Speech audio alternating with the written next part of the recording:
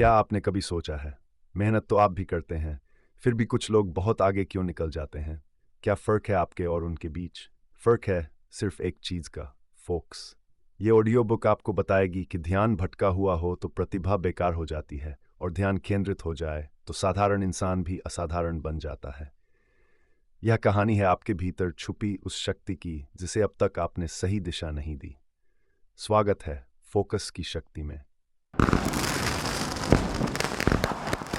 दोस्तों, क्या आप जानते हैं कि जिस भी व्यक्ति का जीवन बेहतरीन है, उसने इसे हासिल करने के लिए एक शक्ति का इस्तेमाल किया था। इस शक्ति की वजह से ही आपको जीवन की सभी सकारात्मक और अच्छी चीजें मिलती हैं। इस नियम का कोई अपवाद नहीं है। ये सचमुच सबसे बड़ी शक्ति है, क्योंकि जब आप इस शक्ति का प्रयोग करते हैं तो आप ब्रह्मांड की महानतम शक्ति का इस्तेमाल कर रहे होते हैं। जी हाँ, मैं बात कर रहा हूँ पावर ऑफ फोकस की। किसी भी काम को फोकस के साथ करने की क्षमता। फोकस करना कोई रॉकेट साइंस नहीं है। ऑथर का कहना है कि फोकस केवल एक स्किल है जिसे कुछ अभ्यासों या प्रैक्टिस के माध्यम से सीखा जा सकता है। यदि आप इस कला में एक्सपर्ट हो जाते हैं तो यह न केवल आपके पेशेवर जीवन को बढ़ावा देगा, बल्कि आपको इस दुनिया और अपने जीवन को एक अलग लेवल पर ले जाएगा। फोकस एक ऐसा टूल है जो आपके मस्तिष्क को सर्वश्रेष्ठ स्तर पर कार्य करने में सहायता करता है। एक केंद्रित मस्तिष्क किसी भी कठिन परिस्थिति में अपना सर्वश्रेष्ठ दे सकता है और हर समस्या का समाधान खोज सकता है।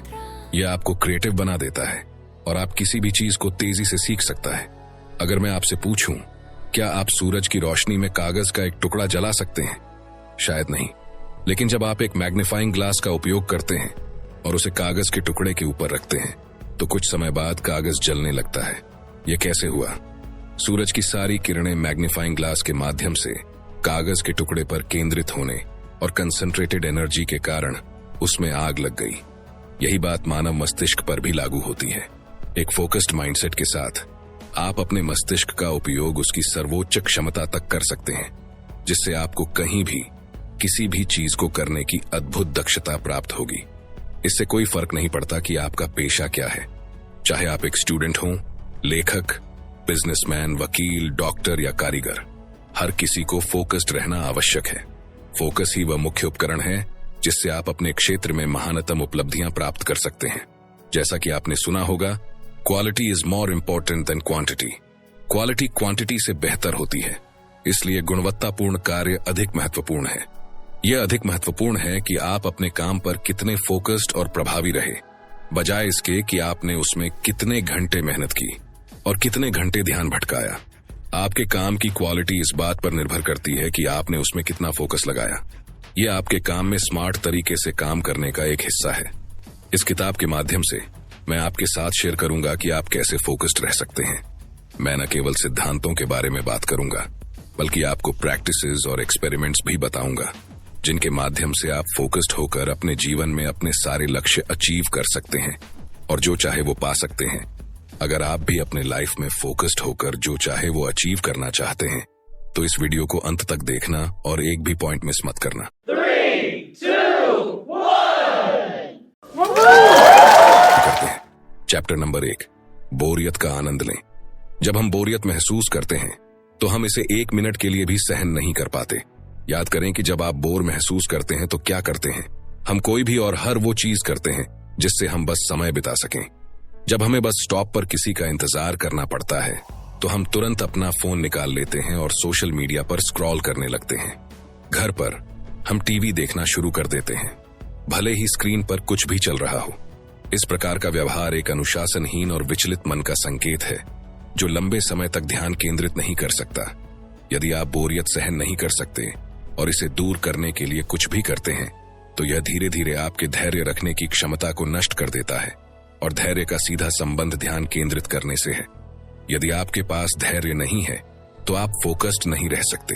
इसलिए जब भी धैर्य रखने का अवसर मिले, इसे अपनाएं, चाहे जीवन का कोई भी क्षेत्र हो। जब भी आप बोर महसूस करें, बस बोर हो जाएं। इसे दूर करने के लिए कुछ न करें। जब आप समय बिताने के लिए कुछ भी करते हैं तो याद रखें कि आप फोकस्ड रहने की क्षमता का गला घोंट रहे होते हैं। क्या आप प्यास लगने पर जहर पिएंगे? नहीं, बिल्कुल नहीं। ध्यान भटकाकर बोरियत को दूर करना कुछ ऐसा ही है। इसलिए बोरियत का आनंद लें। सोचें कि यह आपके अंदर धैर्य विकसित करेगा और अंततः एक केंद्रित मन बनाने में योगदान देगा। चैप्टर 2, अपने विचारों को संभालें। अगर मैं पूछूं, क्या कारण है कि आप फोकस नहीं कर पाते जब आप अपना काम कर रहे होते हैं? एक क्षण रुकें और सोचें। अब आपको जवाब मिल गया होगा, क्योंकि हमारा मन कभी सोचना बंद नहीं करता। जब हम अपने सबसे महत्वपूर्ण कार्य करते हैं, तब भी हमारे मन में रैंडमली कुछ ना कुछ विचार और इच्छाएं आती रहती हैं। हम ध्यान खो देते हैं और उन इच्छाओं की पूर्ति और विचारों की खोज में लग जाते हैं। अब मैं आपको एक रिसर्च के बारे में बताऊंगा जो साइकोलॉजिस्ट के द्वारा किया गया था। इस रिसर्च में 200 लोगों को बीपर्स या ह्यूटर के साथ जोड़ा गया था, जो रैंडम समय पर बजने लगते थे। जब बीपर बजता तो व्यक्ति से कहा जाता, एक पल रुकें और अपने विचारों और इच्छाओं पर चिंतन करें जो वह व्यक्ति वर्तमान में महसूस कर रहा था या पिछले 30 मिनट में महसूस कर चुका था। क्या आप जानते हैं कि इस प्रयोग का निष्कर्ष क्या था? उन्होंने पाया कि लोग पूरे दिन अपनी इच्छाओं से लड़ते रहते हैं। सबसे सामान्य इच्छाएं थीं खाना खाना, सोना, किसी व्यक्ति या घटना के बारे में सोचना, काम से ब्रेक लेना, सोशल मीडिया चेक करना आदि। अब मैं आपसे रिक्वेस्ट करूंगा कि आप इस प्रयोग को खुद दोहराएं। आप क्या कर सकते हैं? आप एक समय के लिए अलार्म सेट कर सकते हैं। जब अलार्म बजे तो काम करना बंद करें और अपने विचारों पर चिंतन करें कि आपका मन किस विषय में खोया हुआ था। उस समय आप क्या सोच रहे थे या पिछले 1 घंटे में आपने क्या सोचा, इसे याद करें। हर छोटी इच्छा या विचार जो आपके दिमाग में चल रहा था, उसे कागज पर लिख लें। ये कुछ दिनों तक करें ताकि आप अपने विचार करने की प्रक्रिया को समझ सकें। शायद जब आप अपना काम कर रहे थे तो आपको भूख लगी होगी। आपने खाने के बारे में सोचा होगा, कोई पुरानी घटना जो अचानक आपके दिमाग में आई होगी। आपने अपने सोशल मीडिया पोस्ट के बारे में सोचा होगा, किसने इसे लाइक किया, क्या आपके क्रश ने रिप्लाई दिया या नहीं। जब आप अपने सभी विचारों को लिख लें तो उन्हें ध्यान से देखें। मुझे यकीन है आप देखेंगे कि उनमें से अधिकांश विचार बेकार थे। जब आप इस छोटे से प्रयोग को खुद करेंगे तो आपको इसका एहसास होगा। अगर आप ध्यान देंगे तो आप देखेंगे कि जब हम अपने काम पर फोकस करने की कोशिश करते हैं तो हमारे दिमाग में अचानक विचार आ जाते हैं जो हमारा ध्यान भटकाते हैं। उस समय हमारा दिमाग इन विचारों और इच्छाओं को महत्वपूर्ण मानता है और हम उन पर ध्यान देने लगते हैं। लेकिन जब आप इन्हें गहराई से देखते हैं तो आपको पता चलेगा कि वे सिर्फ ध्यान भटकाने वाली चीजें हैं। यदि आप अपने काम के दौरान उत्पन्न होने वाली इच्छाओं को पूरा करते हैं तो वे फिर से आपका ध्यान भटकाएंगी। लेकिन मैं आपको जागरूक करना चाहता हूं कि आप हमेशा अपनी इच्छाओं से नहीं लड़ सकते, क्योंकि आपकी इच्छा शक्ति सीमित होती है, जैसे कार में पेट्रोल।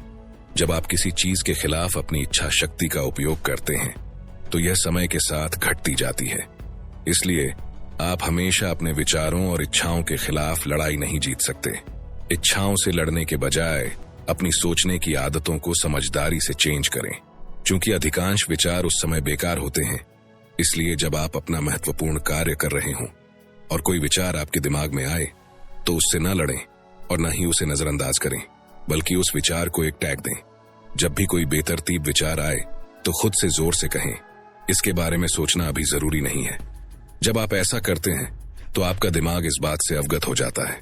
महत्वपूर्ण और बेकार के बीच अंतर करने में सक्षम हो जाइए, और अगली बार जब वह विचार फिर से आने लगे तो मन सतर्क हो जाएगा और उसे वह टैग मिलेगा, अभी इसके बारे में सोचना महत्वपूर्ण नहीं है। अगर आप इस अभ्यास को नियमित रूप से करते हैं तो आपका मन अनुशासित हो जाएगा और समय के साथ यह प्रक्रिया सबकॉन्शियस लेवल पर होने लगेगी। आपको ध्यान केंद्रित करने के लिए कोई अतिरिक्त प्रयास नहीं करना पड़ेगा, लेकिन कुछ दिनों के लिए कृपया इस अभ्यास को जारी रखें और अपने बेतरतीब विचारों को एक टैग दें। बेकार विचार हमारे मन में क्यों आते हैं? वे क्या चाहते हैं? वे आपका समय और ध्यान चाहते हैं। इसलिए उनसे लड़ने के बजाय उन्हें अपना ध्यान दें। अपने दिन में एक समय निर्धारित करें जब आप केवल इन बेकार की बातों के बारे में सोचेंगे। 5 से 10 मिनट का समय अलग रखें जब आप केवल सोचने पर ध्यान केंद्रित करेंगे। जब आप अपने विचारों को एक टैग देते हैं तो अपने मन से कहें, ठीक है मेरे शरारती मन, अभी इसके बारे में सोचना महत्वपूर्ण नहीं है, मैं इस पर अपने सोचने के समय में विचार करूंगा। जब आप ऐसा करते हैं तो आप न तो अपने विचारों से लड़ रहे होते हैं और न ही उनसे बच रहे होते हैं। जब आप किसी विचार को टैग करते हैं तो आप अपने मन को अनुशासित करते हैं कि क्या सोचना है और क्या नहीं सोचना है। यह अभ्यास कठिन लग सकता है, लेकिन मुझ पर विश्वास करें, यह काफी इंटरेस्टिंग और आसान है। यह आपके फोकस को बढ़ाएगा और आपकी सोचने की आदतों में भी सुधार करेगा। Chapter number 3, multitasking. आप अभी इस समय क्या कर रहे हैं? जाहिर है आप इस वीडियो को देख और सुन रहे हैं। अब 1 मिनट रुकिए और सोचिए, क्या आप साथ में कुछ और भी कर रहे थे? हो सकता है कि इस वीडियो को देखने के साथ साथ आप संगीत सुन रहे हों, अपने दोस्त को मैसेज कर रहे हों, या फिर टीवी के सामने बैठे हों। अगर आप कुछ और नहीं कर रहे थे तो यह बहुत अच्छी बात है, लेकिन अगर हाँ, तो इसे मल्टीटास्किंग कहा जाता है और इसके कई नुकसान होते हैं, जिनमें लंबे समय में आपका फोकस खोना भी शामिल है। हम मानते हैं कि एक साथ कई काम करने से बहुत कुछ किया जा सकता है। इस बात की प्रवृत्ति होती है कि आप समय बचाने की उम्मीद में एक साथ कई काम कर सकते हैं। अगर आप ऐसा सोचते हैं तो आप फिर से क्वालिटी के बजाय क्वांटिटी को प्राथमिकता दे रहे हैं। साइकोलॉजिस्ट कहते हैं, एक समय में कई कार्य करने से आपका फोकस 40% तक कम हो सकता है। कम उत्पादक मन के साथ आप अधिक काम पूरा कर सकते हैं, लेकिन परिणाम की क्वालिटी उतनी अच्छी नहीं होगी जितनी कि एक फोकस्ड मन से की गई हो। जब आप मल्टीटास्किंग करते हैं तो आपका फोकस और उत्पादकता कम होने का कारण यह है, आप अप्रासंगिक चीजों को फिल्टर नहीं कर सकते। आप यह अंतर नहीं कर सकते कि उस समय सबसे महत्वपूर्ण क्या है, इसलिए आपका ध्यान उन सभी कार्यों में बंट जाता है जो आप कर रहे थे। चाहे कार्य महत्वपूर्ण हो या कम महत्वपूर्ण, आपका ध्यान सभी कार्यों में समान रूप से विभाजित हो जाता है। शोध से पता चलता है कि जब भी आप मल्टीटास्किंग करते हैं तो आप केवल उस समय अपने प्रदर्शन को नुकसान नहीं पहुंचाते, बल्कि यह लंबे समय में आपके आईक्यू को कम कर सकता है और यहां तक कि आपके मस्तिष्क के उस हिस्से को भी नुकसान पहुंचा सकता है जो आपके भविष्य की सफलता के लिए महत्वपूर्ण है। इसलिए अगली बार जब आप एक साथ एक से अधिक काम करें तो आप जो कर रहे हैं उसके प्रति जागरूक रहें। चैप्टर नंबर 4, ध्यान भंग करने वाले तत्व। फोकस रहने का सबसे सरल तरीका है कि ध्यान भंग करने वाली चीजों से मुक्त रहें। जब आप ध्यान भंग शब्द सुनते हैं तो आपके दिमाग में कौन कौन सी चीजें आती हैं? आगे बढ़ने से पहले उन चीजों की एक सूची बनाएं जिन्हें आप अपने लिए ध्यान भंग करने वाला मानते हैं। चैप्टर नंबर 5, कैसे केंद्रित रहें। हार्वर्ड विश्वविद्यालय के शोधकर्ताओं के अनुसार हमारा मन 48% समय विचारों में खोया रहता है। ये या तो अतीत के बारे में सोचता है या भविष्य की चिंता करता है। अतीत के बारे में सोचना, जिसे बदला नहीं जा सकता, उदासी और दुख का कारण बन सकता है। भविष्य की चिंता करना डर, तनाव और घबराहट पैदा कर सकता है। ये सभी चीजें हमारे मानसिक स्वास्थ्य को नुकसान पहुंचा सकती हैं। मेडिटेशन या ध्यान एक ऐसा तरीका है जिससे हम अपने विचारों से मुक्त हो सकते हैं और इस प्रकार अतीत और भविष्य की चिंताओं से भी मुक्त हो जाते हैं। कोलंबिया विश्वविद्यालय के शोधकर्ताओं के अनुसार ध्यान तनाव, चिंता और दुख को कम कर सकता है और एकाग्रता में सुधार कर सकता है। नियमित रूप से ध्यान करने से हमारा मन लंबे समय तक फोकस करने के लिए प्रशिक्षित होता है। ध्यान के कई प्रभावी तरीके हैं जिन्हें आप आजमा सकते हैं। आपको केवल 5 से 10 मिनट अकेले शांत जगह पर बैठने की जरूरत है। आप किसी भी आरामदायक स्थिति में बैठ सकते हैं। अपनी आंखें बंद करें, अपनी सांसों पर ध्यान केंद्रित करें और उन्हें गिनें। ध्यान या मेडिटेशन के लाभ। सांस लें, अपने दिल की धड़कन की आवाज सुनें, अपने मन में आने वाली ध्वनियों को सुनें। यदि आप उचित ध्यान करने में सहज महसूस नहीं करते हैं तो बस शांति से बैठें, अकेले, बिना किसी विचार के। आपको बस अपने सभी विचारों से मुक्त होना है। ध्यान एकाग्रता और ध्यान अवधि को बढ़ाने के अलावा कई अन्य लाभ भी प्रदान करता है। शायद हर कोई इसके बारे में जानता है, लेकिन बहुत कम लोग इसे वास्तव में अपनाते हैं, है ना? आज की विचलित दुनिया में फोकस्ड रहना भी दुर्लभ है। इसलिए मेडिटेशन को अपनी दिनचर्या में शामिल करें और उन दुर्लभ लोगों में से एक बने जो वास्तव में ध्यान करते हैं।